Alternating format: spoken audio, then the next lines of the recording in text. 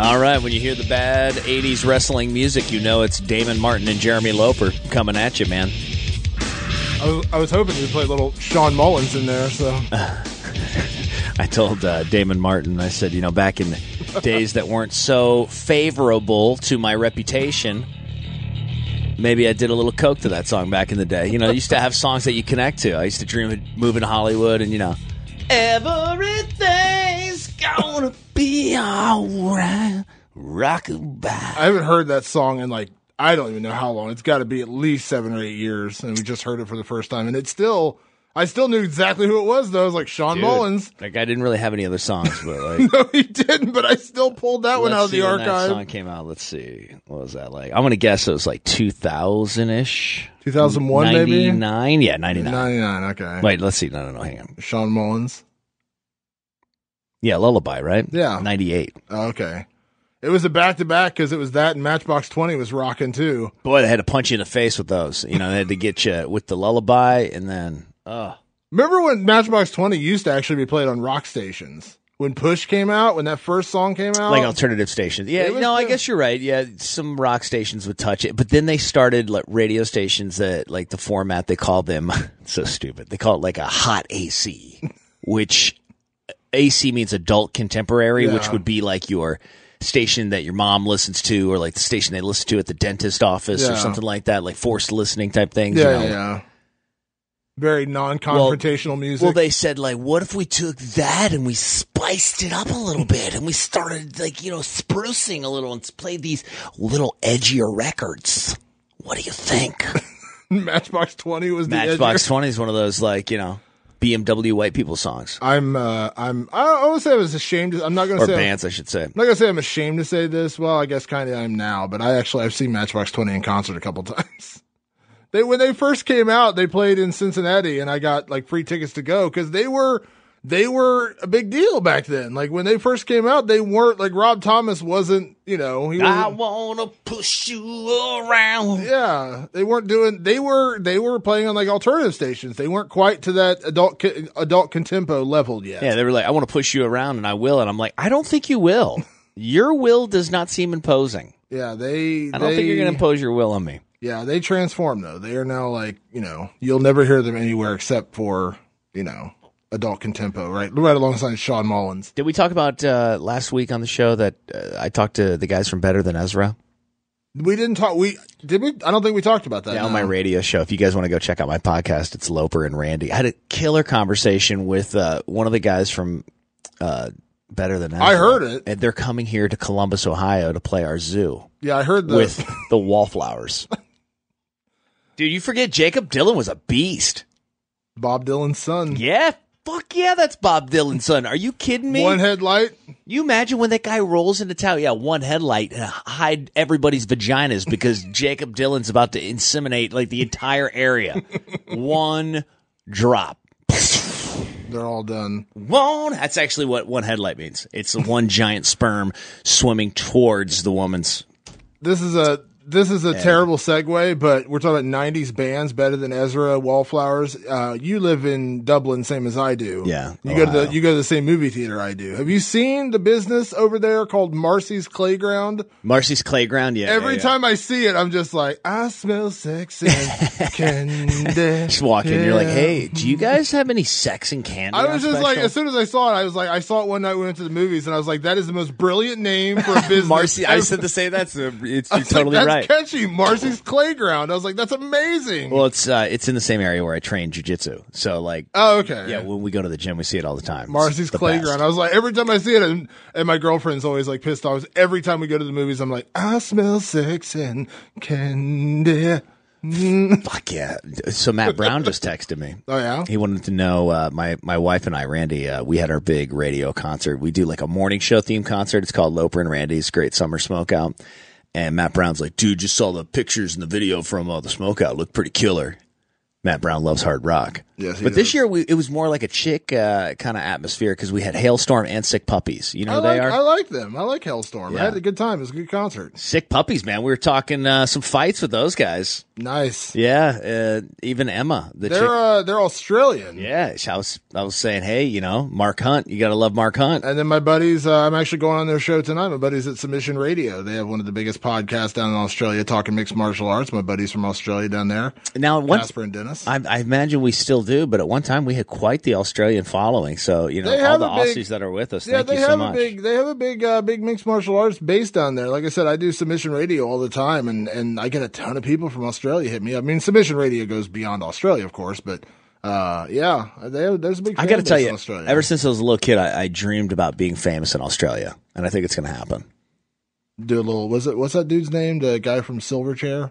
Oh, Daniel Jones. Daniel Jones. Hello, this is Daniel Jones from Silverchair. You could be the next Silverchair, right? Actually, there. This is no longer an MMA podcast. This is a 90s alternative podcast where we talk about nothing but alternative rock from the 90s. I had to pull out Silverchair. What was it? Oh, Natalie Imbruglia. Isn't she Australian?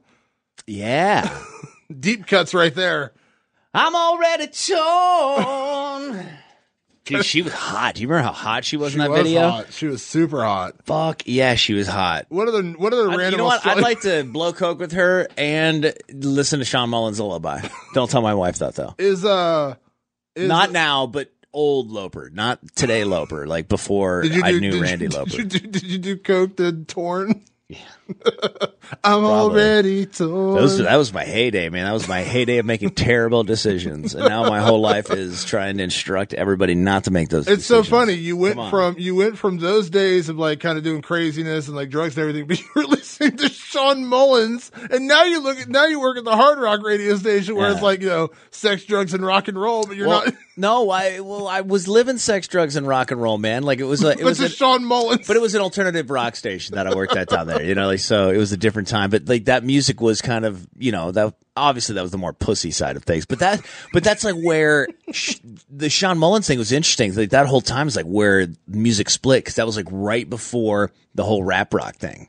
Oh, yeah. Because if you remember, music got really light, like the Goo Goo Dolls and all that. That's Edwin McCain. But that's really like when we were talking about those hot AC stations. That's like what made way for that was the whole like, where do we put these bands now that Limp Bizkit is and Korn are like super in the forefront of rock and alternative rock radio? Like, how do you play Matchbox 20 next to that? You can't. Limp Bizkit sounds weird. Limp Bizkit is to music what CM Punk is to mixed martial arts.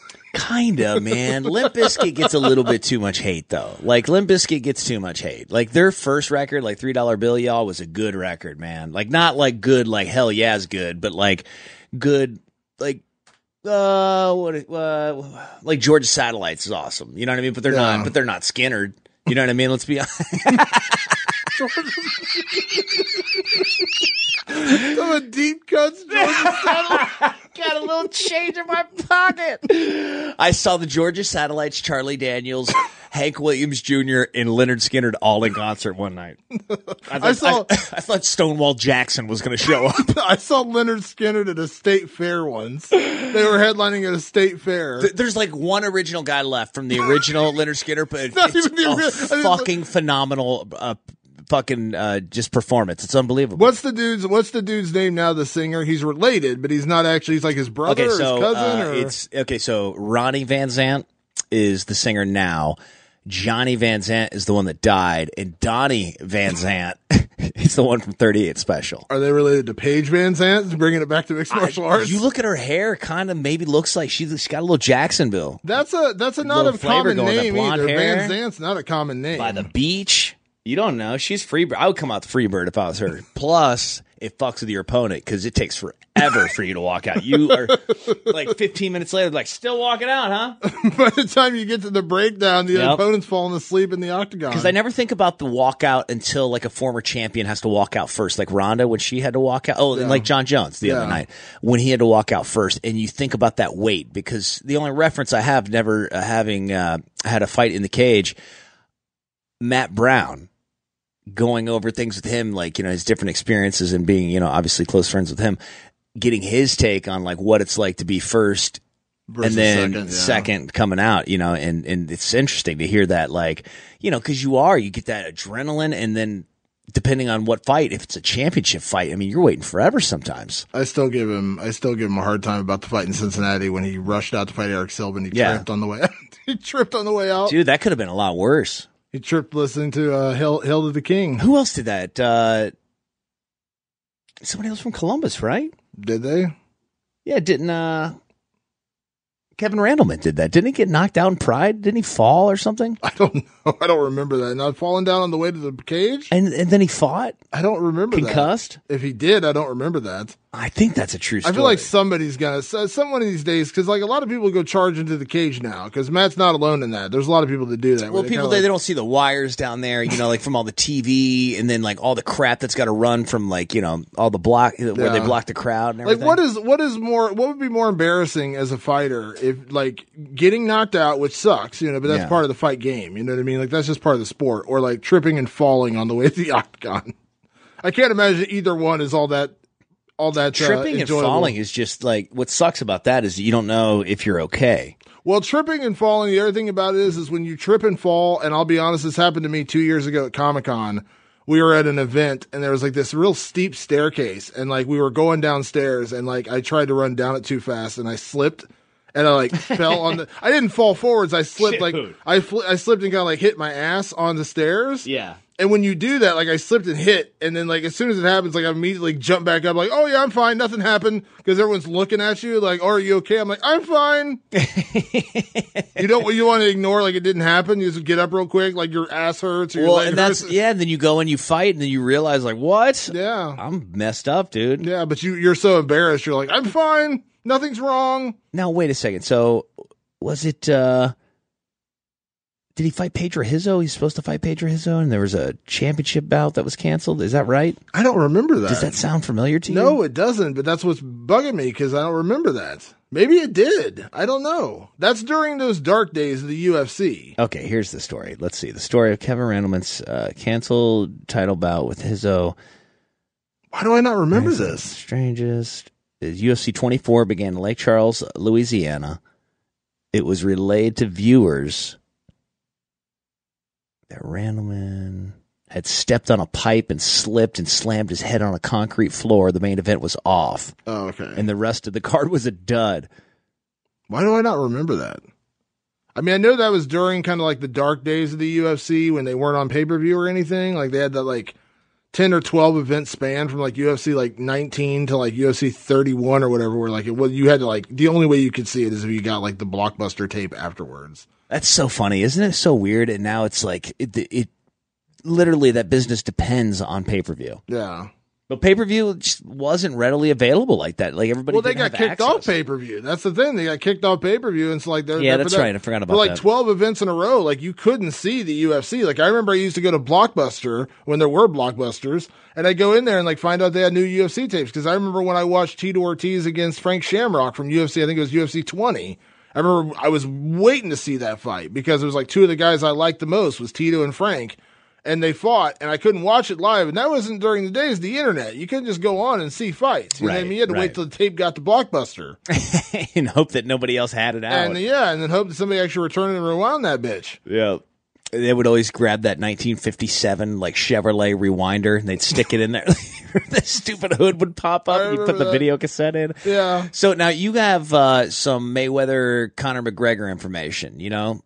Do I? Yeah, I want to know what you know over here, man. Like, what's the latest? Like, what do you hear? Like on the down low. All the latest has been the stuff with Paulie Malignaggi, which is Yeah, so Paulie came out and said that Conor whimpers like a girl when he's struck in the breadbasket. What's this about, man? Malignaggi's not a shit talker generally outside of his fights. You know, since he's been at the broadcast booth, he's kind of been a level-headed dude. Here's what I take it as, and I take it this way. I think both sides in this whole thing are a little bit to fault. I think Paulie has to take at least a part of the blame because, you know, he was the first one to come out and start doing interviews with people after he sparred Conor when he was saying that Conor has above average power. He doesn't have oh my God power.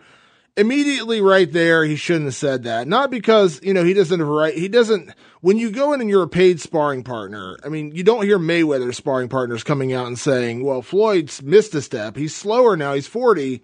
He's missed a step. He's still good. Why do you think that is? Like, why do you think Paulie Malignaggi feels so comfortable? Here's why. Because I think if Paulie was sparring Mayweather, if Paulie was sparring Canelo Alvarez, he would be sparring one of the boys. He'd be sparring a boxer. He can't in my opinion, he can't perceive to lose face to an MMA guy. Gotcha. So that's he's my even opinion. having that trouble. So like, well, that's my opinion because you don't hear this. You don't hear people coming out of Mayweather's camp saying, "Man, I sparred with Floyd, and man, it was good, but he's missed a step a little bit. He's still fast."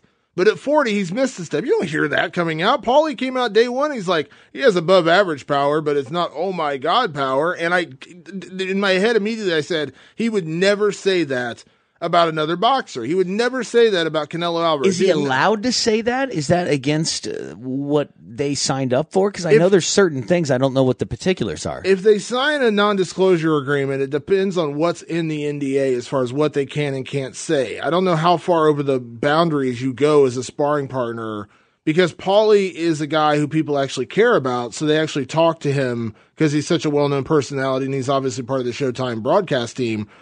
So he has an opinion, but I don't know how far you can go. I mean, he hasn't gone as far as saying strategy, like what Conor intends to do to Mayweather, things like that. But he's like, man, if you're talking about skirting the edge and a lawsuit coming your way, like he's going real close, talking about, hitting him to the body and all the stuff he's saying. Like, I don't know, man. Like I said, it always reminds me of that moment from a couple of years ago when Michael Bisping and Luke Rockhold sparred, and Michael Bisping made that joke on TV when he said, I'm the unofficial Strikeforce middleweight champion. Right. It really pissed off Rockhold because Rockhold came in to help him out, and he was coming in off of vacation or whatever, and back and forth, whatever. That's why this whole idea of what happens in the gym is supposed to stay in the gym, and I get that because, and that's why I said both guys are at a fault for this a little bit because. There's been a million times where I've heard about guys, killers in the gym, and I've heard about guys getting killed in the gym. I just heard a story. I won't tell you who it is. Well, they call it, gym champion. I won't tell you who it is. I just heard this story yesterday, so it was off the record, so I don't want to tell who it was. But there was a fighter who just fought at this last weekend's card in Mexico City. Had a win, so there's a lot of winners, so I'm not going to out the guy who it was. But there was a guy who I was told went into the gym and was getting absolutely worked and schooled by every single training partner he had, like to the point where they're like, this guy's going to get murked. He's going to get wrecked when he fights. And he went out and won and looked great doing it. As again, I'm not saying who it is, but that's what I'm saying. You don't know. That's why sparring and training in the gym is meant to stay in the gym, because there's other guys I've heard about who are just absolute murderers in the gym, killers in the gym. There's a story, and this isn't an insult because I like this guy very much. There's a million stories out about this where a guy, and I've talked to him about this, Mike Pyle, who is a tremendous fighter. Love Mike Pyle. Nice everybody guy. I talk to talks about, like, when he was in the gym, he's a tremendous coach. He's a tremendous training partner. And there were several years there where people were like, this guy, if he could somehow turn it on in the fight the way he trains in the gym, he's a welterweight champion. I've actually heard Mike Pyle was the greatest fighter to ever fight in the gym. Period. I actually heard that in a post-fight interview. That's interesting. But yeah, so do you not remember the Matt Brown interview after the fight? Oh yeah, that's right. And the Tommy Toho video that came out after that. Oh my God, that was the best ever, man. But holy shit! That's the thing about the gym, man. I mean, it's the gym. I mean, that's the point. So, like, when Paulie's saying all this stuff, it's like, dude, why? Like, I don't get it. Like, I understand. What's your motivation, man? Like, the guy's already paid you to, be his partner. Like, why would you put a guy in that position, really? Well, here's the thing. Okay, so he puts out the tweets last weekend, kind of ripping on Conor a little bit, and then he says he's leaving the camp. Okay, now I understand you do a couple interviews about it and talk about it, but he's still doing it. But and Conor hasn't addressed it once. That's how you know, in my opinion, that's how you know how this whole thing, who it bugged more. You know what I mean? He's saying all these things about Conor. I hurt him to the body. And, he couldn't go 12 rounds and blah, blah, blah. But Conor hasn't said a word. Now, Conor is a smart guy, and Conor knows that his bread is buttered by fighting Mayweather. He doesn't need to fight Paulie Malignaggi right now. But, like, at some point, that's when the tide starts to turn. Because in the beginning, I think people were kind of sympathetic to Paulie, saying, oh, well, Conor's making him look bad for no reason. He's just being honest. But when you continue to press that button, when you continue to poke and prod at a subject, people eventually will turn on you and they'll say, okay, dude, like, okay, we get it. Like, you didn't like it and you left. Let it go. Well, and especially if you are working for that person. That's what I don't get at all. He's supposed to be Team McGregor. Yeah. I thought he was going to walk out with him. I thought it was kind of a cool thing having him on Conor's side from the boxing world. Yeah, but it's like, at some point you lose the sympathy factor and you just start sounding like you're whining. I mean, that's, you know what I mean? At some point, people are just gonna be like, all right, dude, like, let it go. Like, I get it. You know what I mean? Like, I get it. You're not happy. You didn't have a great experience. You're pissed off, but like, it just keeps adding on and adding on and piling on and piling on. Meanwhile, Conor hasn't said a word, and you start to think, maybe Conor did get the better of him. Maybe, maybe this guy's just that pissed off that he went in there against the MMA guy and he did get shown up. Because I heard sources I spoke to, I heard rumors that Conor did do very, very well in those sparring sessions, is what I heard. But like I said, that's just what I've heard. But again, I'm not talking directly to Conor, and I'm not talking directly to Paulie, so I can't say for certain. But do you think it's not going to be such a clusterfuck like everybody thinks? For what? For this whole fight. Oh, it's like everybody thinks it's going to be such a circus. Do you think it's going to be a better fight than most people think? I think it'll be a good fight if it goes, I think it'll be a good fight for 5-6 rounds, probably. Then at that point, in my opinion, and I've said this a million times, and we're going to, listen, I'd like to consider myself a knowledgeable guy when it comes to mixed martial arts, not so much with boxing.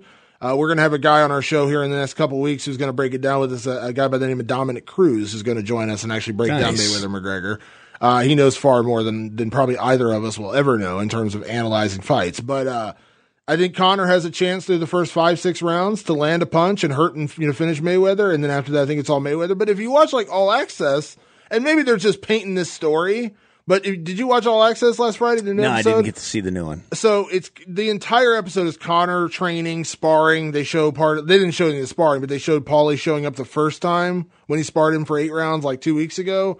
All Conor. Floyd's segment on the show is Floyd going to Miami, riding bikes, him going out to Louis Vuitton and spending money. Like, they got no footage of Mayweather in the gym. Now, maybe they're painting a picture to give fans the perspective that, Floyd's not taking this seriously and now Conor has a better chance, which is my opinion. I think that's probably what they're doing. They're trying to make it seem like Floyd's not taking it seriously. Conor's in there just working hard. Yeah, right. But who knows? Maybe that's not the case. Because like I said, Mayweather, I mean, they did show him in Miami. He was down there with one of his kids and then he was out school shopping with his kids and stuff like that. And it's like, maybe Mayweather, and Mayweather said that. He's like, I'm 40 now. I've been doing this for a long time. I don't need to spend every hour of every day in the gym. And I get that to a certain extent, but maybe they're just painting the picture that, he's not taking it seriously to sell people on, McGregor having a better shot. I don't know. Well, there's going to be more angles as we get closer and closer. Yeah. We're what?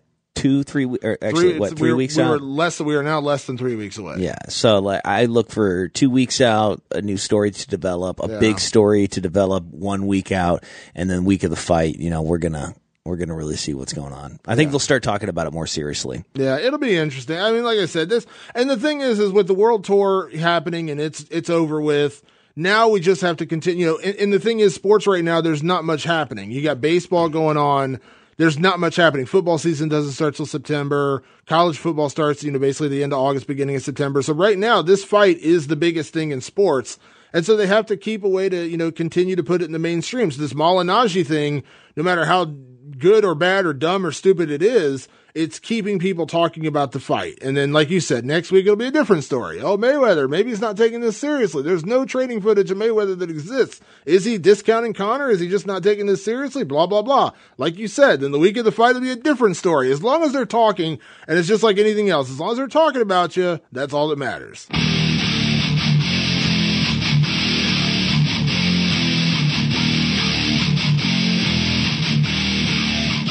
Looking over to the flyweight division for women, Paige VanZant and Jessica Ai. You were talking about Paige VanZant a little bit earlier. How does this fight happen? So, I mean, it just seems like terrible news for Paige VanZant. Well, it's not. Here's what I heard from the people I talked to for her fight with Michelle Watterson, the fight that she lost. She had a terrible weight cut, is what I was told.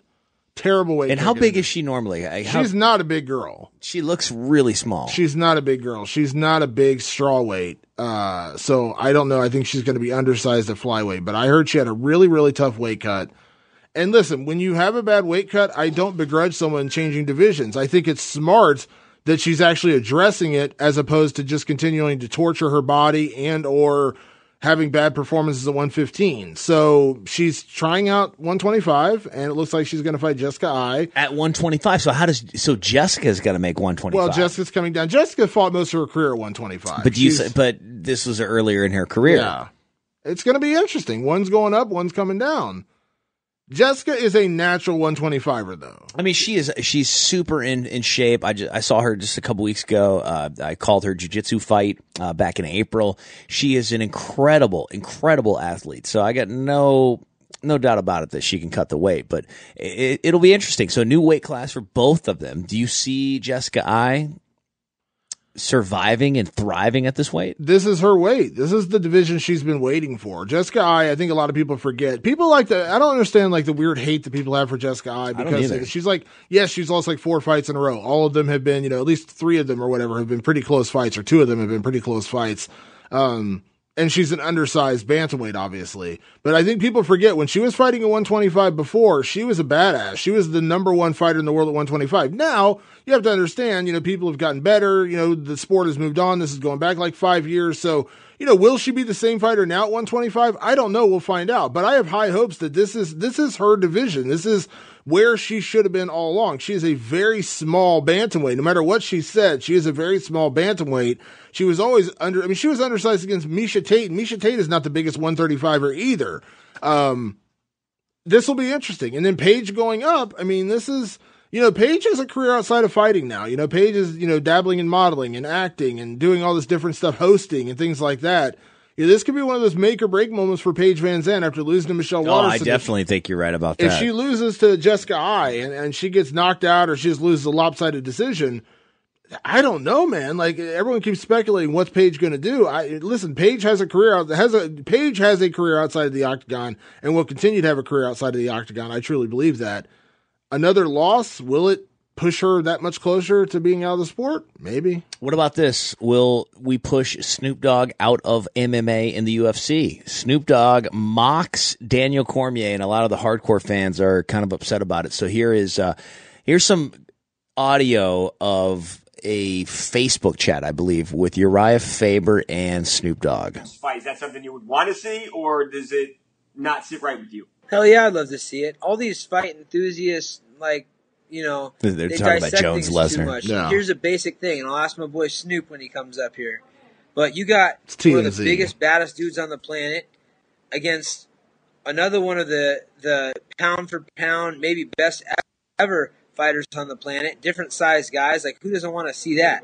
And we're talking about real human nature. Big ass oaky white dude and Jon Jones out of New York. Big ass oaky white dude. Who doesn't want to see that fight? Snoop. I want to see it. Snoop wants to see it. I'm riding with Skinny. Snoop, who wins, Bones Jones or Brock Lesnar? He gives up 40 pounds to Lesnar. Who wins that fight? Don't give a damn about no pounds, man. Skinny Bones is the best in that octagon, man. He go to work. You see what he did to DC? Had him crying like a bitch. I can't believe it. I can believe it. You should have been talking all that shit when he was on suspension. Never talk about a man when he's down. You want to pick him up when he's down. So well, what are you doing then? Yeah. You just called him a bitch after he lost. Yeah. So what do you think? I mean, DC's the kind of guy that I feel like he might run into Snoop Dogg. Yeah, Al Iaquinta, commented on this on Twitter, and then Matt Brown, agreed with him on that. I have to agree. Listen, I enjoyed the Snoop Dogg commentary a little bit. It's kind of funny, and he's he's definitely off the cuff, and he's definitely got his own brand, and it's kind of and he's pretty hilarious. He can be hilarious, but there's a thin line between being funny and just not understanding the sport and understanding the athletes. I mean, and not having compassion for the athletes. Jon Jones, who I think has his star power, his star has risen so much since this fight. I mean, he was on Good Morning America yesterday. I don't know if you saw that. And they asked him They asked him about why he didn't take shots at Daniel Cormier after the fight, and he said that, beyond our rivalry or anything else, Daniel's a good guy. He's a family guy. He's a really good dude. And everyone was trying to make his entire legacy about this fight. And I don't think they should do that. He had a great career as a heavyweight, great career as a light heavyweight. He's a great guy, stand-up champion, and, said all the right things. Now, does he really mean it? I don't know. I can't get in Jones' head. I think he does mean it. I think he does, though. That's what I'm saying. He let it go. You can't hold on to that. Why else would he say it? Like, who's saying he doesn't mean it? You can't hold on to that hate. Yeah. You can't hold on to that hate forever. He let it go. He finished the rivalry. It's over. You move on. Well, when you win, of course, you let it go. Well, it's way easier to and I think over time, Daniel Cormier will let it go too over time. You know what I mean? Like, he, in college, Daniel was a tremendous wrestler, but he was in the same division as Cael Sanderson. You know what I mean? Now, I'm quite sure when he sees Cael Sanderson now, he doesn't go up and, spit in his face and say, you're a scumbag. You know what I mean? Like, right. It's a rivalry. Everybody wants to be the greatest, but it's not Highlander. It's not Highlander. Yeah. There can definitely be more than one. Jon Jones has come out looking so good in this situation because he's paid credit to DC. He won with grace. He won with grace. It's easy to, it's tough to lose with grace. I always talk about Dominic Cruz. After he lost to Cody Garbrandt, I said, my God, that is how you lose as a champion. I mean, he was just so well-spoken in that moment, never insulted the guy, gave him credit for what he did. And I say you got to win as a champion, you got to lose as a champion. And Jon Jones won as a champion. He showed so much maturity in that moment. He knew the rivalry was over. There was no reason to kick Daniel Cormier when he was down. And I got to agree a little bit with Ali Aquinta and Matt and the guys who are speaking out against Snoop Dogg. I mean, there's a line when you go from trying to be funny to just being cruel, and if you're not understanding the almost like, I don't want to say life or death, that's probably the wrong way to say it, but like you're right. Yeah, it feels life or death. Well, it's the warrior mentality, it's the Bushido code, it's everything that we hold dear in fighting that makes it not completely barbaric. It's that line, that martial arts respect. And obviously with some of these fights, that line is blurred, and you got to give like ONE FC fighting championship over in Asia kind of a nod. They keep it pretty clean. They keep it pretty first class. But, I don't know. I just think that this whole thing with Jon Jones, DC went in hard on him leading up to the fight, way harder than Jon went in on DC. So it's almost like, at the end of the day, Jon played it the right way. He didn't have to go hard in the beginning, so that way afterwards there wasn't a whole lot to necessarily say you're sorry for or to go back on. And we haven't heard from DC yet. You got to give DC some time. I mean, he'll eventually pop back on UFC Tonight, or he'll do an interview with me or whoever, and he'll talk about it and he'll address it. And I know DC well enough to know that he's a classy guy. Yes, he has a rivalry with Jon Jones. But I think he's smart enough to, understand, that, what it is. I mean, it's heartbreaking. And that's why I said, that's why you don't mock a guy in that moment. He was crying because this was the biggest moment of his career, and he knew that there was not going to be he knew there was not going to be another one. Right. This was his chance. He's 38 going on 39. No, you're right. There's only so much time left that he could have this rivalry with Jon Jones and stay at the top of the sport. And then he lost, and that's heartbreaking. That's it. You know what I mean? That's in a lot of ways, that is his legacy. That's how a lot of people are going to define Daniel Cormier, is by those Jon Jones fights. I mean, he could always go back to heavyweight. I mean, that would be interesting. What would be real interesting? I don't know if the results would be any different, but Daniel Cormier, Jon Jones at heavyweight. I don't know if it'd be any different, though. They're not that much different in heavyweight. I mean, well, Daniel cutting that weight, maybe. I'm just saying, maybe. That would be the only way for the third fight, right? To make it really interesting if it was for the heavyweight championship. But I think Daniel Cormier is too old at this point. Well, right? That's what I'm saying. That's my point. The dude's down. He's showing raw emotion in that moment. I don't understand the point in kicking him. So when it comes to, what Ali Aquinta and Matt and those guys are saying about Snoop Dogg, I got to agree, because you can't mock a guy in that moment. I mean, I don't get it. Like, that's, to me, to be honest, like, that's a pussy move to knock a guy when he's down like that. You know what I mean? Like, the first time around when the rivalry was there, Jones kind of mocked him for crying after the fight a little bit. And I almost say that's fair game, because the rivalry was so intense. Yeah. And it wasn't over. You know what I mean? One fight didn't end that rivalry, and they knew it. But this time it's over. 2 fights, you're not going to get a third. I mean, the chances of that are so slim. You know what I mean? Guys rarely get a third shot if they've already lost twice. So Jones let it go. He was so classy in victory, and he just said, let's pay this man credit. He had a legendary career, blah, blah, blah, blah, blah. He said all the right things. As I said, whether or not he truly meant them, maybe in the back room he's actually laughing, but on camera, when it mattered, Jon Jones said and did all the right things, and I think his star power grew even further from that, versus a guy like Snoop Dogg who's saying you're crying like a bitch and all this other stuff. Dude, you've never been in there. You've never fought. Well, and I thought Snoop Dogg is kind of, and listen, I'm a Snoop Dogg fan, and I thought it was kind of cool that he was doing it. I thought it was weird that he was doing the commentary at first. I'm with you. I think it's kind of funny, if it's an alternate stream, so you don't have to listen to it. But the lack of compassion and knowledge that he has for the fight game is it's like shocking when he's talking about the fights because, when you're talking about these guys, not only as a commentator are you going to run into them, so that's probably going to be awkward. And I'm not saying you have to be scared of anybody or anything like that, but I'm just saying from like a humanity standpoint, from just a person with some kind of compassion standpoint to be like, he got knocked the fuck out. Like, I mean, that's just, I don't think that's where we need to be. Like, you don't hear commentators on the NFL like, man, he got steamrolled. He really knocked the crap. It's not pro wrestling. So, I think you get attached to you when you work around the sport as much as we do, you get to know the guys and you feel for them in those moments. You know what I mean? When they lose, you know what I mean? Like, you don't have to like a guy, you don't have to dislike a guy, but you can feel for them in a heartbreaking moment like that. I mean, let's just say, for example, he's getting to know Uriah Faber pretty well. They're doing the commentary together, and Faber's a well-spoken guy, good dude. But if this was in the thick of Faber's career, he wasn't retired, and he does this commentary gig with Faber, and then Faber goes out there and fights Dominic Cruz, greatest rival of his career, and Dominic works him like he did in their last fight, UFC 199. Yeah, Dominic worked him over. Do you think afterwards, knowing that rivalry's done, he's never going to get another shot at Dominic Cruz? Dominic Cruz dominated him in his last fight. He's had 2 wins over him. That's it. Rivalry's done. Faber's at the end of his career. Probably not going to get another title shot. All those things add up. And let's say Faber's a little emotional. You can understand that. I mean, yeah. Is he going to mock that dude in that moment? No, because he knows him. Well, and that's what's with MMA too. Is like once you get entrenched in the community, all of a sudden everybody knows everybody. Yeah. And so like it cuts out a lot of that, and that's how you can tell that Snoop Dogg is not mingling with the fighters yet. He's not mingling with the typical UFC MMA community because he's not training. So that's a big part of it for me. Like, I think that if you don't train or you never have trained, so you don't understand what it's like when somebody's trying to mount you or take your back and how incredibly difficult that is. Like when people boo and it goes to the ground and they think it's boring and you're fighting in the clinch and you're, struggling and using all your energy that you have and people just don't even understand what you're doing. That's where I draw the line a little bit. And that's where I think it's dangerous with bringing in some of these celebrities that don't know the game as well as others because you really miss that lack of respect. And there's a disempowering, like if you've been in that moment, like I remember when I first started doing jiu-jitsu and I was doing really well and I felt so good about myself. I was like, man, I'm really picking this up. And you know this because you do jiu-jitsu far more than I do these days.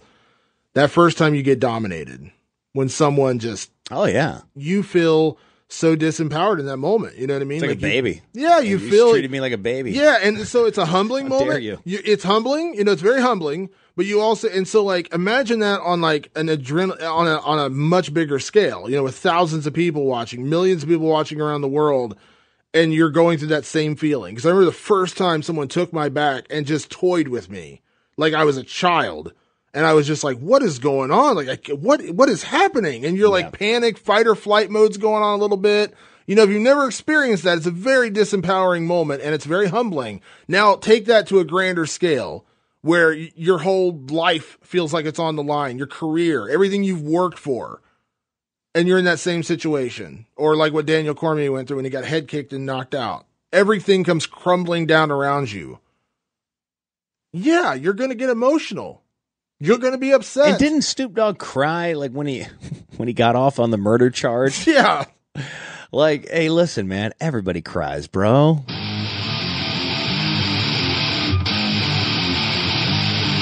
right, that brings us to our first interview of the week. Damon, I'll let you tell the good people who you talked to. Yeah, so a good friend of mine, he's a boxing coach. He was an assistant boxing coach under Freddie Roach for many years. He worked with Frank Mir. He's worked with Brandon Vera. He works with the boxer Anna Juliton.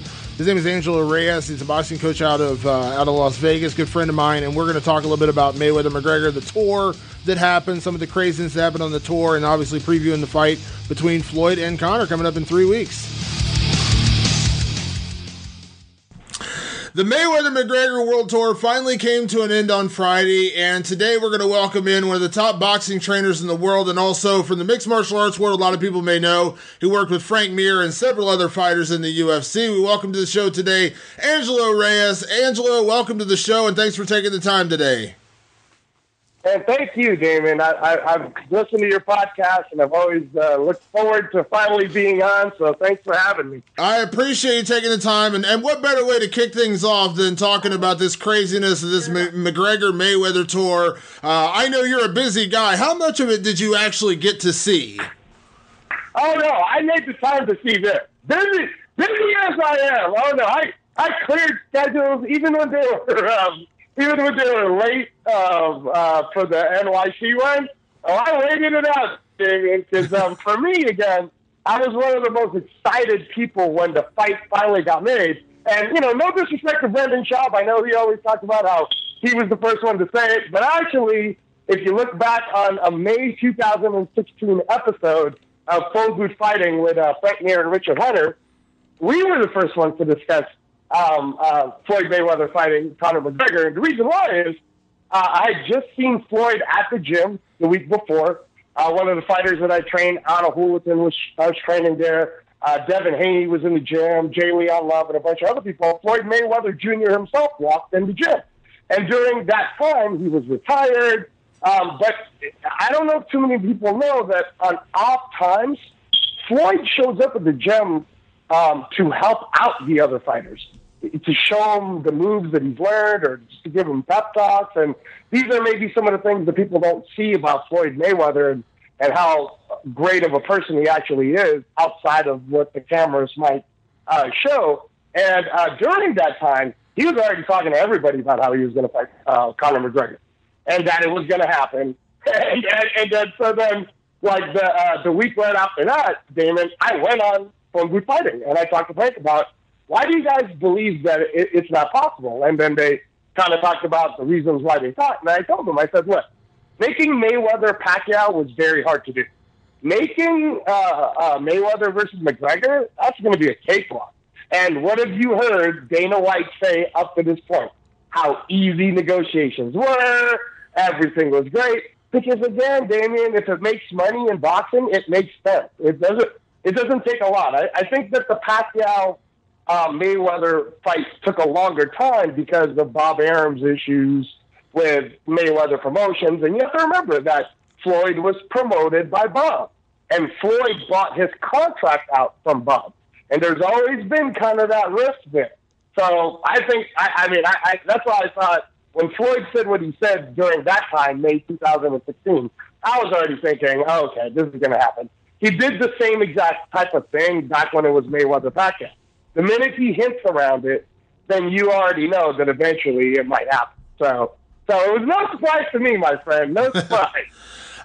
You've been around, you've been around boxing your whole life, and you've been around mixed martial arts, obviously, for the last several years. I've seen some pretty big spectacles with boxing and interviews. I remember when Hasim Rahman and Lennox Lewis got into a fight live on television. And, all kinds of crazy stuff has happened. But kind of compare for me as maybe a boxing guy coming to mixed martial arts, the spectacle that was this world tour, because I've never seen anything like it outside of maybe the Jose Aldo Conor McGregor world tour, where it's just those two guys going back and forth. But even that wasn't the same because Jose Aldo doesn't speak English. You can't really get that same kind of emotion. And outside of Conor grabbing his belt that one day, you still can't get that same level of emotion. So have you ever witnessed anything close to what we're seeing right now?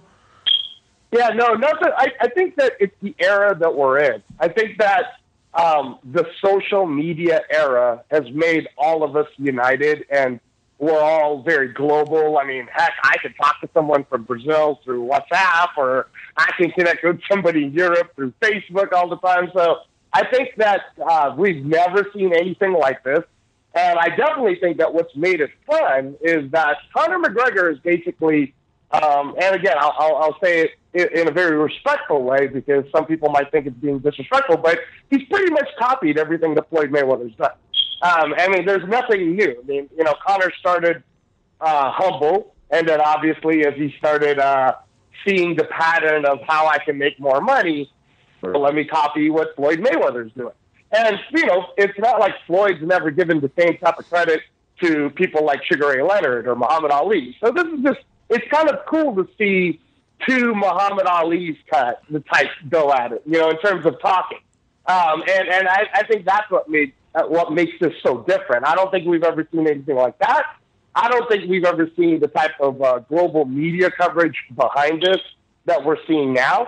And you know, I got to give credit to Showtime Boxing, man. I mean, they're really, again, this is their event. Dana White has even said, the only thing I'm a part of here is to be here with Conor and make sure they don't fight each other, you know, during this tour. But he's not involved in any of this at all. So credit goes to Steven Espinoza and the rest of the team at Showtime for putting on this event. And I remember even people always saying to me, nah, man, this is going to be a spectacle. Nobody's really going to want to watch it. Nobody's going to want to pay for replay. And my argument to it back then, Damon, is exactly what's happening right now. I told them, I said, it's hard not to want to watch something that's in your face every single day. And every single day that I turn on SportsCenter or every single day that I turn on local news, they always have a little, at least 2-minute segment that talks about Mayweather versus McGregor. So with 6 weeks away, there are people who 3 weeks ago said, oh, I'm not going to pay for this fight. And now they're like, all right, I'll pay. I'll go watch the fight. You know, and here's the other thing, too. And I'll say this to maybe some of the boxing diehard fans that you have that listen to your podcast, Damon. Those fans, I get some of them who say, this is a joke. I'm not going to pay and watch it. And my answer to it is, wait till you hear Leonard Ellerbe announce the undercard. Because if you are a pure boxing fan and you do like boxing, when you hear the fights that are being lined up for the undercard, and I don't want to talk about it, but when you hear it, you're going to go, oh, man, I want to see that fight, and I want to see that fight, and I want to see that fight. So you're going to fight. You know, everybody's going to fight this event. Yeah. You know, it's funny, going into it, Angelo, I said, you know, there was that debate about whether or not this fight would end up breaking the Pacquiao-Mayweather record, which I believe is right around 4.6 million buys. And that fight made sense. It was a fight everyone had wanted for the better part of 7 or 8 years, and it finally came together. I personally think, you know, they could have even done more had it come together a little sooner. And, you know, people had to wait so long, and then you had the Marquez fight, but that's neither here nor there. But I was going into this thinking, you know, I think Conor and Floyd have a chance to come close to that. I mean, just the attention these two guys are going to bring. This world tour in a lot of ways ended up being good and also a bit of a car crash, but you and I both know people like to watch car crashes. After this whole week is over, I'm convinced this is going to break the record. I think this is going to get close to 5 million buys. What do you think? As a guy who's been around, do you think it's going to break the record? Yes, absolutely. I said it at MMA Junkie, I think about almost a month ago when I was co-hosting that show. And, 100% it's going to break it. And I had a feeling that it would do it anyways, because you have to remember that Pacquiao-Mayweather, that should have happened back in 2010. It didn't happen until 2015. A lot of the boxing fans really got into it, but what took it over the top was all of the mainstream, you know, the LeBron James wanting to see it, Eric Spoelstra wanting to see it, like NBA, NFL, everybody. So just like Floyd had said, by the time it got to the point where they were meeting each other at halftime on the basketball court, you didn't really need to promote it anymore. There was no more reason to do that, and that's why you probably even saw more of a docile type of Floyd. I think this Floyd Mayweather is vintage Floyd Mayweather. This is the same Floyd Mayweather we saw when he was fighting Gotti, you know, or all of those times where he really needed to promote a fight.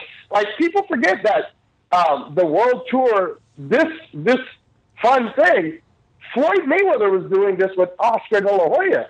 I remember being in San Francisco when they went to San Francisco for De La Hoya Mayweather and that whole press tour, and Floyd playing up the bad guy and De La Hoya playing up the golden boy, and that was a huge event. So here we are again, and it's actually impressive that Floyd is a part of it again at 40. That here we go again. He's doing it again. He's putting in a show. He's getting everybody, whether what he's saying is controversial or not controversial. He's definitely doing what he's done so many times before. And that's why I believe now it's kind of like De La Hoya Mayweather and Pacquiao Mayweather put together into one in terms of promotions, with the backing of Showtime, with the backing of the UFC, with everybody getting behind it. I mean, Dana White's got his own blog right now, and if you look at the viewerships on the Dana White blog, it's huge, man. Everybody wants to see this thing. So 100% it'll break the record. I mean, 4.6 is the record, so I think it's safe to say it'll at least hit 4.7. But you're right, though, Damien. I think it'll probably hit 5 million. Yeah. Do you think, it's funny you mentioned that Mayweather, the Mayweather De La Hoya, I think that went like an 11-city tour. When you hear that, which is kind of crazy considering we just got done with 4 days.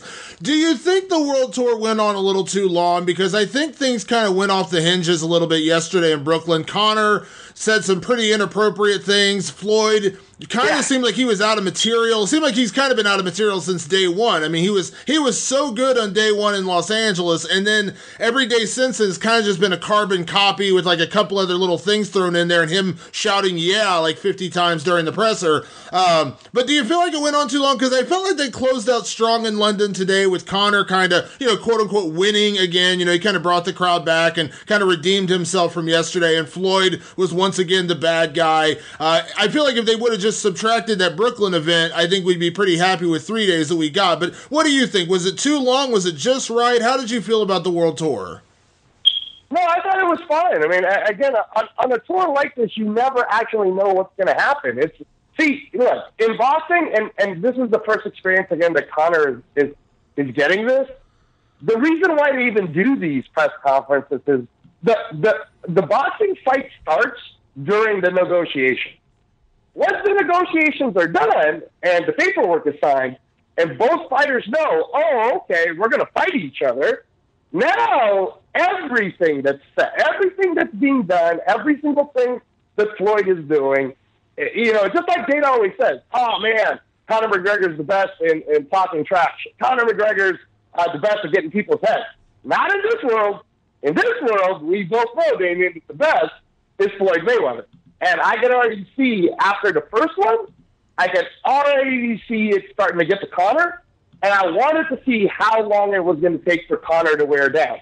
And I think that the Barclays Center, New York one, that's the first sign where you really saw Conor break down. Like, man, I'm so tired of this crap. And then even today, you could tell, like, you already saw Conor bump Floyd's shoulder. Well, they're not supposed to touch each other. But Conor's already initiating that. And then today, he patted him on the head. And you see Floyd. He's cool. He's calm. Because Floyd's getting to him already. See, the best thing, and if you even think about it, Conor started complimenting Leonard Ellerby. Well, who did that first? Floyd had been complimenting Dana White from the beginning. So now it's almost like Conor is playing catch-up. He's like, okay, it's just like what Floyd had said in his interview with Brendan Schaub, Paulie Malignaggi, and Mauro Ranallo in Toronto. He said, I'm the counter-puncher. McGregor's going to do what he's going to do, and then I'm going to counter. I think that a lot of these counters, like Floyd calling Dana White the pimp, and he respects Dana White because Dana White's the one making real money, and bosses don't have to wear suits. I think you see a little hint of Conor, like, kind of getting too mad about those statements, And if I was a part of Conor's team, my advice to him right now would be just, calm down, man. This is just all a part of boxing. It's like trash talking in basketball. Don't let any of it get to you. But really, don't let any of it get to you. Because sometimes when you see Conor and he says, it's not getting to me, I'm having fun. I don't know how much fun you're having, dude, with the guy who continues to call you a hoe and a stripper and throwing dollar bills your way. I mean, like, you'd have to be a pretty like a pretty good, calm person to be still okay with that. So I don't know. I kind of feel like it's starting to get to Conor, man. I totally disagree with the way Kenny Florian's been scoring it. I'm like, you got that wrong. I think Floyd won the first one. I think Conor did really well on the second one. But so I scored the Toronto one for Conor, but I saw Floyd cause damage. And then I actually scored Floyd by knockout already in Barclay, and I think that showed today. I think that Conor, the only thing that's saving Conor right now is that the fans keep cheering. But do you remember a guy by the name of Ricky Hatton? And the fans cheered him on, and Ricky Hatton still got knocked out in the 8th round, my friend. So, Yeah. See, I don't think, here's the thing. I don't think either guy really got to either guy. I think they're both so good mentally that, Floyd looked cool, calm, and composed. Conor was just being Conor. I think, I don't think as much as because I personally thought Conor would be able to get in Floyd's head a little bit just because of who Conor is and how good he's been at this. But I honestly don't think either one of them really seemed that rattled. The only time I really saw Floyd rattled was today in London when he dropped the homophobic slur, which is really unfortunate and just a horrible thing to say. Yeah. I think that was a little bit of frustration on his part because he just ran out of words and he dropped that one, which is terrible. And I think that was the frustration kind of, because I think Floyd kind of ran out of material a little bit and Conor was still being fresh. Yeah. But I personally don't think either one of them really made that much of a dent, mentally on the other one. I think they're both too strong-willed for that. It was just a show and they both put on a show.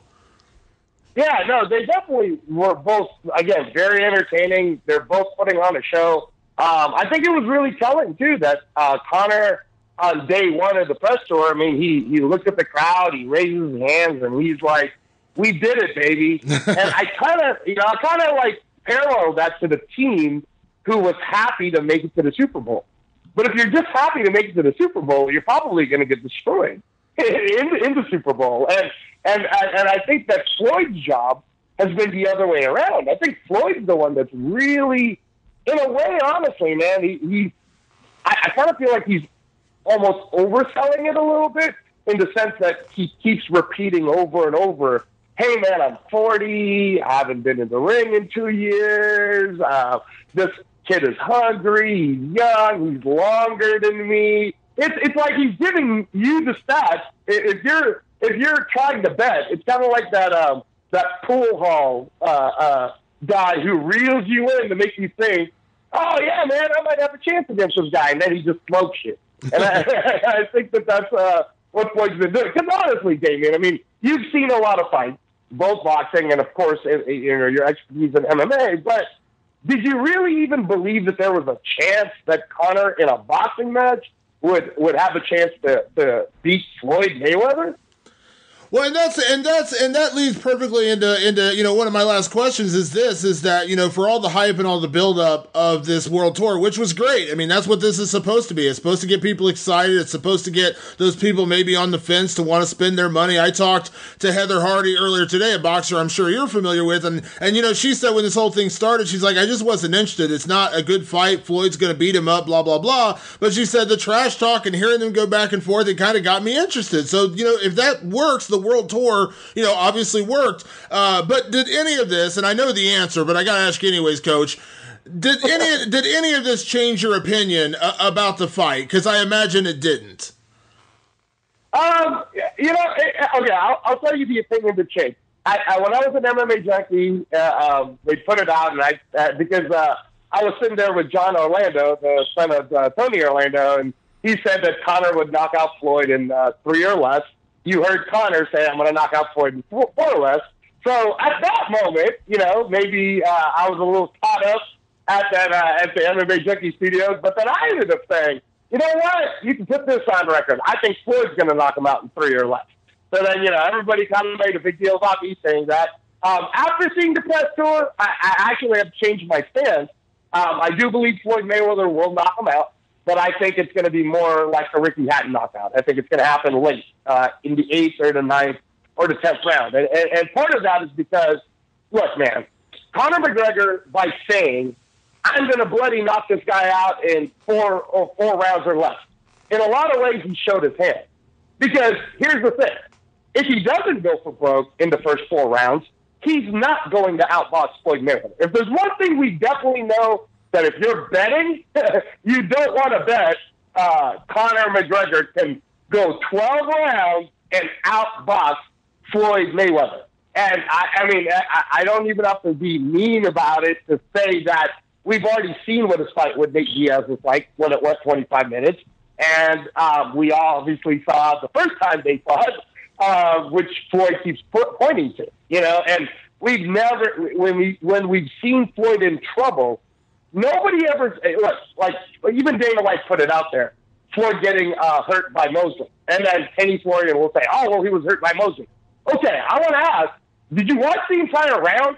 Because if you watch the entire round, what you notice is Floyd's mental toughness.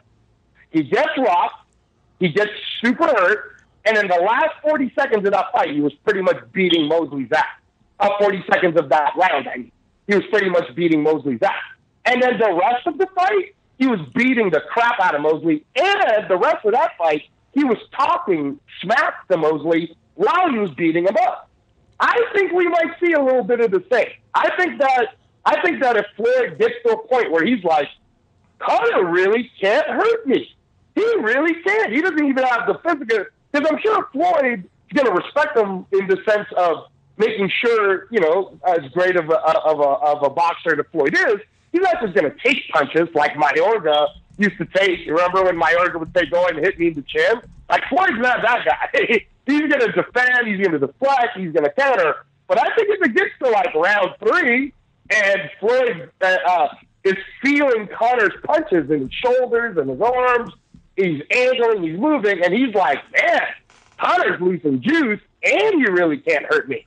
I think you're going to see a difference. I think you're going to see the Floyd Mayweather everybody's been wanting to see for a while. The pretty boy Floyd, the guy who knocked out Morales, the guy who destroyed Gotti, the guy who was knocking out Shambe Mitchell.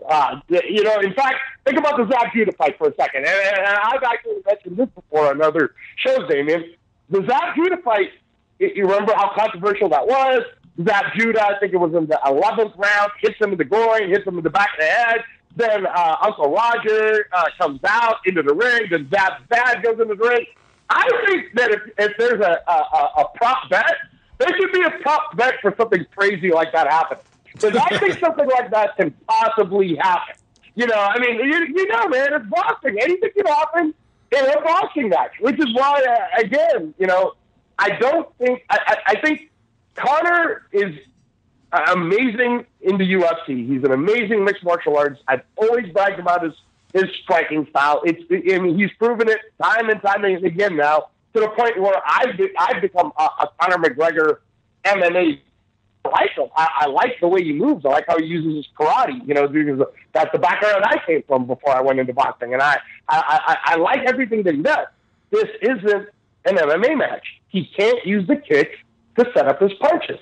So now that he's got to just punch, every time he says, oh, man, I'm fine with this limited form of fighting, all he's really doing is actually pissing off a lot of the boxing people, because it shows how much he truly does not understand what boxing is. If Conor wanted to actually gain boxing fans, he should research it a lot more, and he should say, you know what, boxing is it's like jiu-jitsu on jiu-jitsu. High-level chess. There's so many great things about it. Again, man, you're not going to hear Floyd Mayweather right now, especially at his age, 40 years old.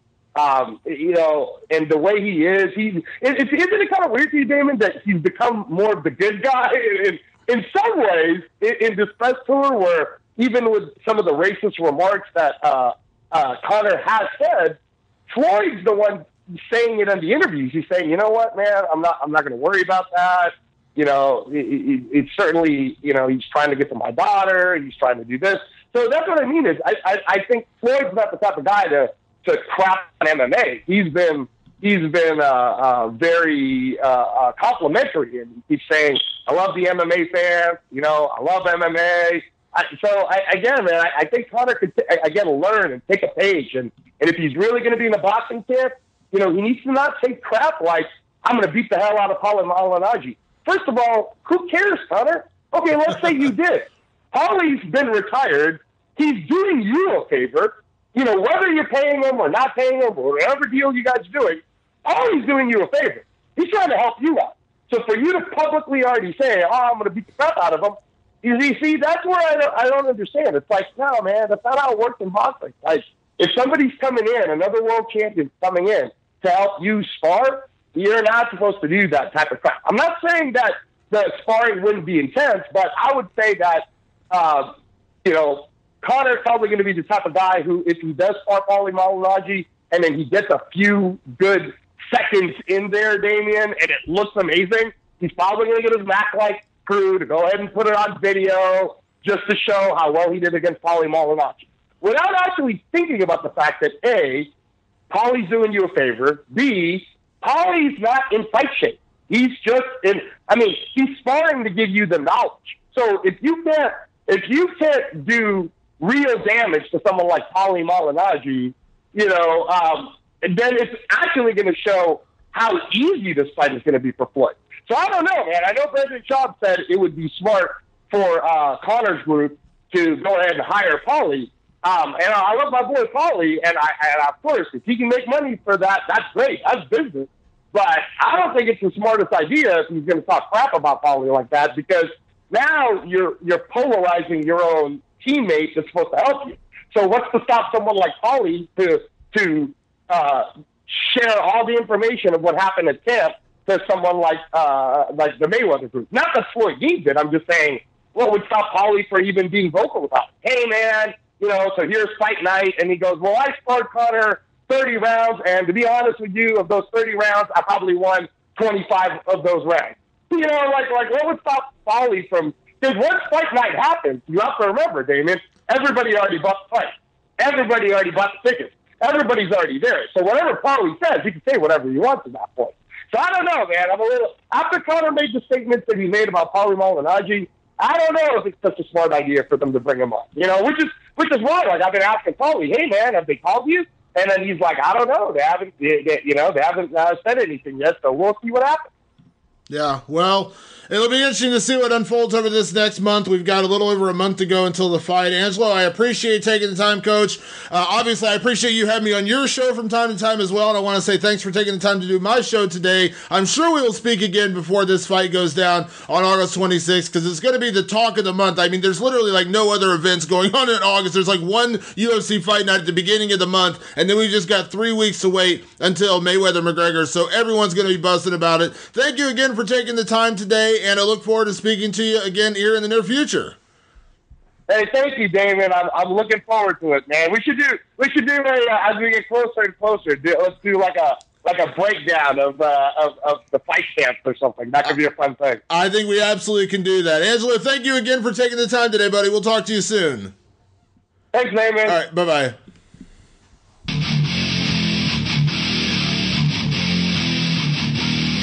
Fight Society podcast. It is Loper and Damon Martin here. You guys can hit us up on social media at any time at Jeremy Loper. You can find me on Instagram, super active on Twitter, and Damon Martin at Damon Martin. You're not just active, you're super active. Super active, bro. I wear a cape when I tweet. It's rocking up to Sean Mullins. Oh, man. Everything. It's going to be all right. I was waiting for you to bust out some Edwin McCain in there. So. I know, man. So this weekend, we have no fights, right? We have no fights until after Conor and Mayweather. Yep, Conor Mayweather, 3 weeks away. Lots of build-up for that fight. They originally had the UFC 215 card scheduled in August, but then they said probably not a good idea to put that on a week before Mayweather-McGregor. What's going on with Luke Rockhold? He's fighting September 16th against David Branch. Main event in Pittsburgh. Local. 3 hours away. David Branch. Yeah. Former World Series of Fighting light heavyweight and middleweight champion. Gotcha. Came back, won his first fight back in the octagon, and now he's getting a main event against Luke Rockhold. It was supposed to be, originally they offered it to Yoel Romero, and Yoel Romero didn't want to fight on September 16th. He wanted a couple Too soon? Yeah, a couple, he wanted a little bit more time to recover from his fight with Whitaker. I mean, it was beginning of July. Right. It wasn't like he fought 6 months ago. He fought literally 4 weeks ago. So how does this fight break down for you? It's a tough fight. David Branch is a tough guy. I don't think David Branch showed his best skills in that fight.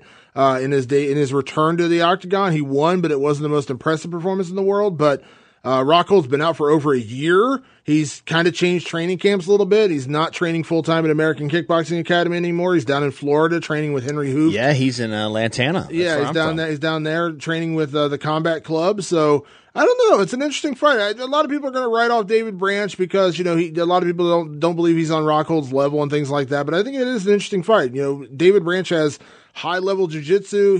We worked a lot on his striking. He works with a great team in New York. Obviously works with Renzo Gracie and Mark Henry and a lot of those guys up there. So I think that I don't think Branch is getting a lot of respect in this fight, but it is interesting. With Rockhold coming back from by the time he fights, it'll have been a year and 3 months since he fought, he dealt with injuries. He's been doing modeling stuff. He's changed kind of training camps. He's not dating Demi Lovato anymore. Yeah, so some stuff going on in Rockhold's life. So hey, so wait a second.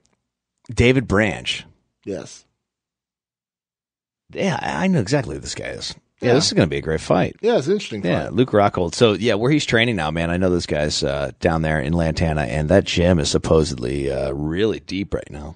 It's a lot of guys stopping through. Yeah, it's the new, like, it's the remnants of the Black Zillions after the Black Zillions broke apart now. Because that's where, like, Rashad was training, and I think Volkan Ozdemir's down there, and Robbie Lawler trains down there, and so. Literally, like, right where I grew up. So, shout out to those guys, everybody over at Temple Martial Arts as well.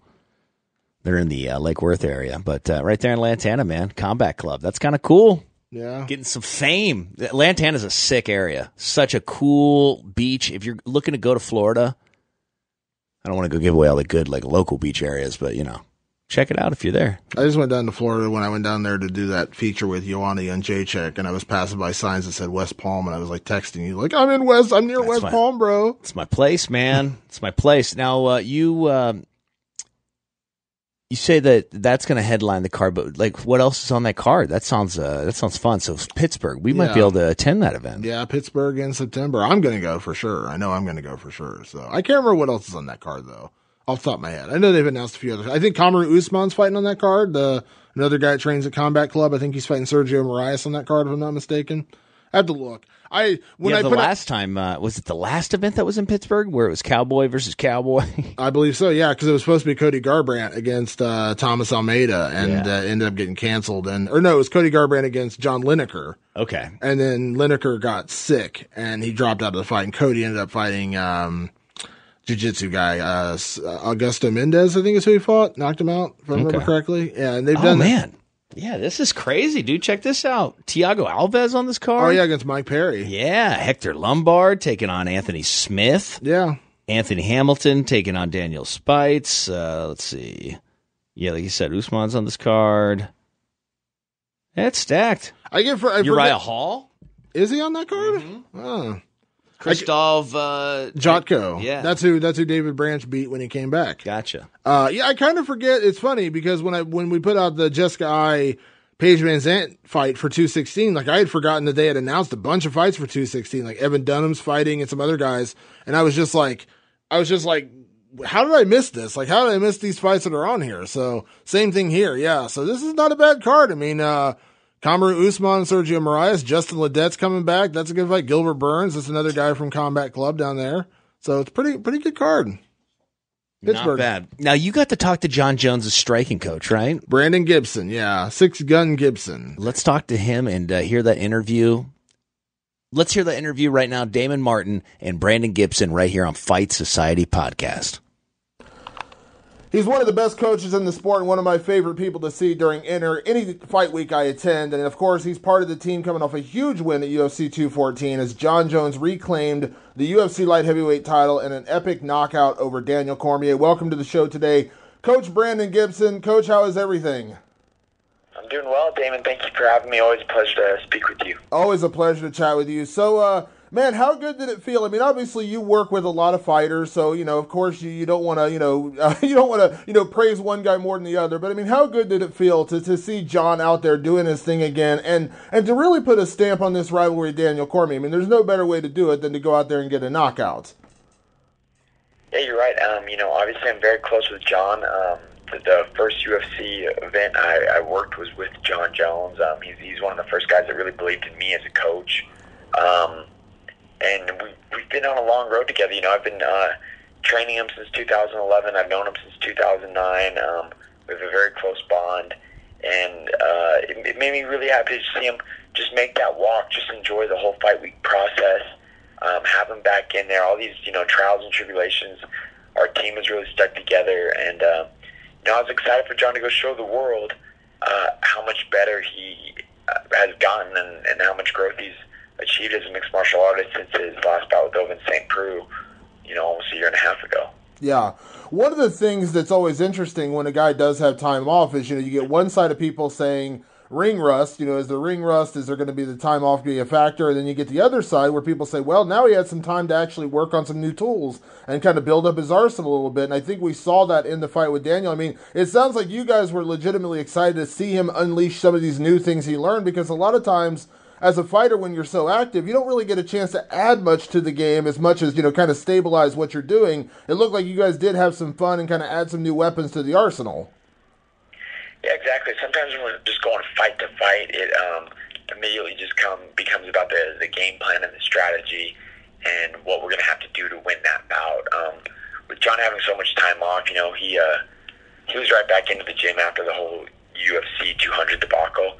And we really took the time as a team, myself, Winklejohn, Greg Jackson, Tus Alencar, Izzy Martinez, and our other wrestling coach, Mike Benefiel, to just work on what Jon Jones needed to improve on. We didn't know who was going to be champ, if it would be Rumble or DC or Gustafsson. We didn't know how things were going to shake out. So we really used that time to just improve. And I think the biggest areas were his grappling, which he kind of got to showcase a little bit at the Flow Submission Underground, put in Dan Henderson with that Dars, and his boxing. And I think in that bout with DC, we were really able to show how much crisper, technical, more powerful Jon's boxing got. And, that in conjunction with his kick arsenal and his wrestling arsenal and his counter wrestling arsenal, there's a new, even more dangerous Jon Jones out there now. Yeah. I know it takes a village, so I don't want to put, one person ahead of the other, but obviously you are one of the striking coaches. I know Mike Winklejohn does a tremendous job. Greg Jackson, of course, is the head coach. But can you walk me through the third round with the knockout? Because everyone's been talking about this viral video of Jon Jones back in 2014, talking about the tendency he saw of Daniel Cormier and everyone, seeing him duck the head. And he talked about that post-fight. Can you walk me through kind of A, where you did see that for the first time, and B, how much did you see that in training and kind of unleash that? Because it's almost like, he saw it and then he went for it. It's funny. I remember us watching tape years ago, right before Jon had the face-off with DC at their very first media conference together that turned into like the infamous brawl at the MGM Grand.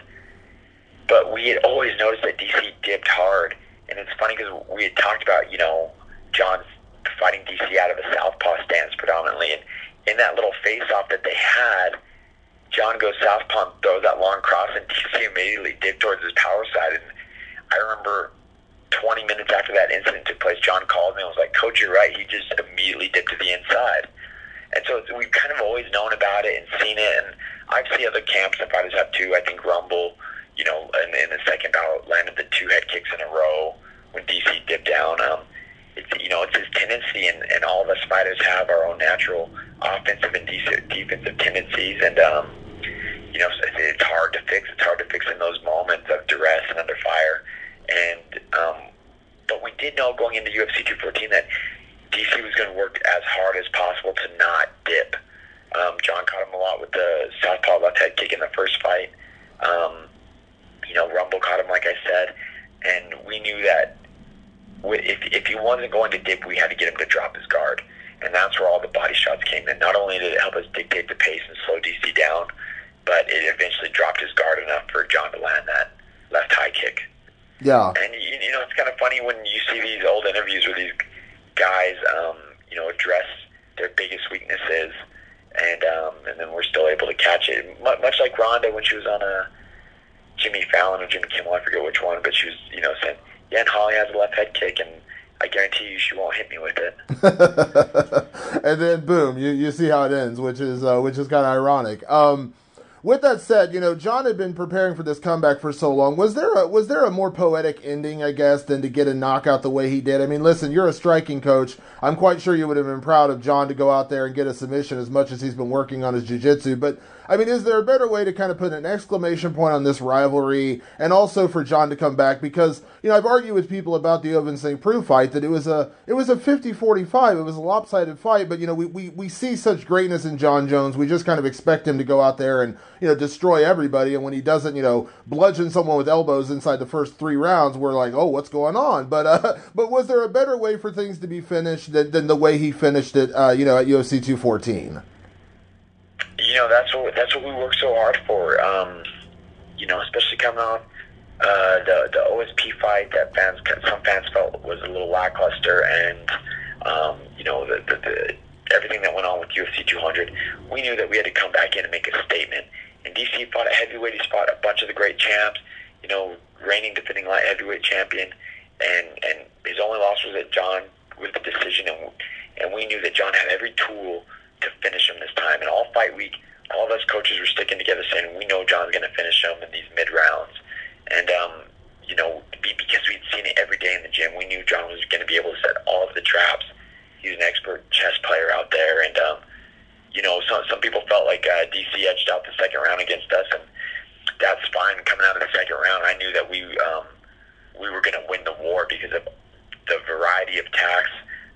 Jon had a very balanced attack from the legs to the body to the head, and we knew that all of these different traps were coming into play, and it was just a matter of time before we really caught DC. So I couldn't be happier with the fight and the statement it made. Knocking out one of the greats who had never been finished before, and really letting everybody know Jon Jones is back, and he is the pound-for-pound best fighter, and he's the greatest of all time, in my opinion.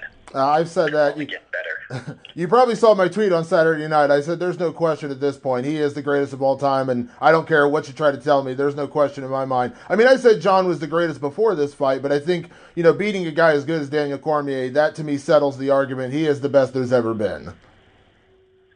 I agree.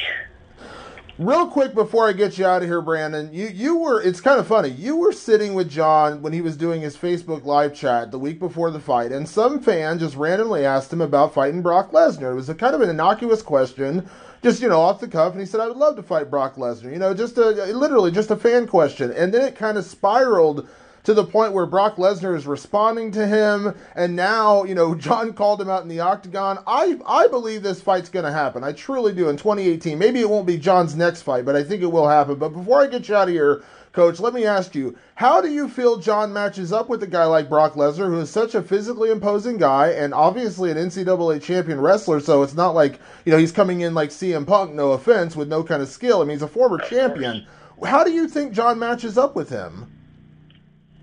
Brock's one of the biggest heavyweights that the UFC's ever seen, and he was a defending champion.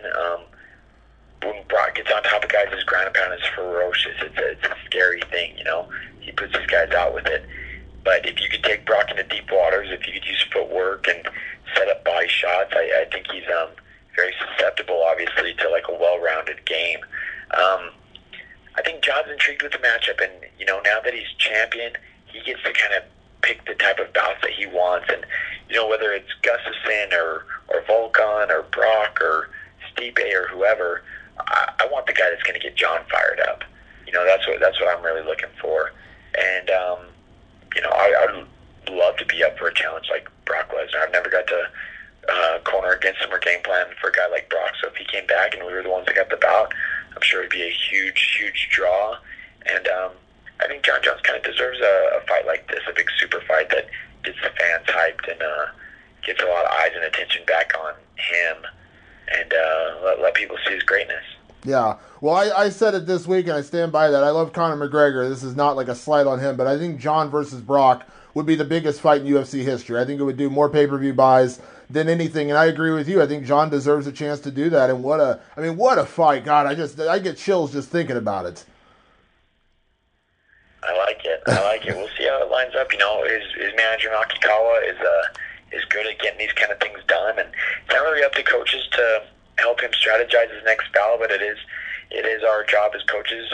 Once Jon gets the name and that he's decided with his management in the UFC, it's our job to develop that game plan. So our plan is to just keep winning. That's what we do. And we got a really good team, so we're just going to keep it going. I love it. Well, Coach, thank you so much for taking the time. Congratulations again on an amazing victory. I know you're always busy. You got tons of guys coming up with fights, so I appreciate you taking a few minutes to chat with us today, and look forward to chatting again here in the near future.